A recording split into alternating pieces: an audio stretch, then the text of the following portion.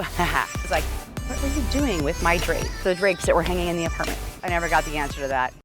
This is Carrie from Sky Properties, and today we're talking about qualifying a tenant, making sure there's no fraud going on, and taking some simple steps to do that. And as I've always said, there's nothing more important that I can do as your property manager than to put good people in your building. And as an owner, you're going to want to do that too.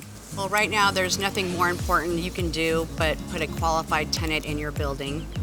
There's a lot of fraud happening in Los Angeles where people are using someone else's identity or using somebody else's credit.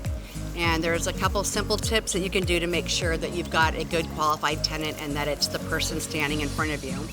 And this may seem very obvious, but the first thing you can do is check their driver's license and make sure that the description matches what it says on the driver's license. You're going to, of course, do a credit check and make sure there are no evictions, because you're not going to rent to someone who's been evicted for any reason, even if it was their mother's brother's cat that got evicted. You're not going to take that person. You're going to ask for 3 bank statements. On those bank statements, you're going to want to make sure that the address matches what's on the application.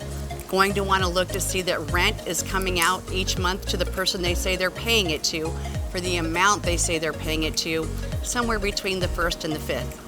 You're going to check their paycheck stubs, and you're going to look up their employer online, what the employer's phone number is online versus what's on the application, and then you're going to ask to do a check of that person to make sure that they work there. And you're not going to ask for the supervisor that's on the application. You're just going to ask to speak to someone in HR or someone who can verify employment. Last but not least, you're going to ask for a utility bill, and you're going to make sure that the utility bill name is the same name that's on the application and that the address matches where they're currently living. During this crisis, it has become absolutely essential to know who your tenants are in your building and who you're renting to, because I can tell you that at Sky Properties, the tenants that I have put in your building are the ones that are paying their rent, and it's more likely the tenants that we inherited that are not paying their rent. Going through a list of qualifications and making sure that you've got your qualifications down pat ahead of time can be extremely important.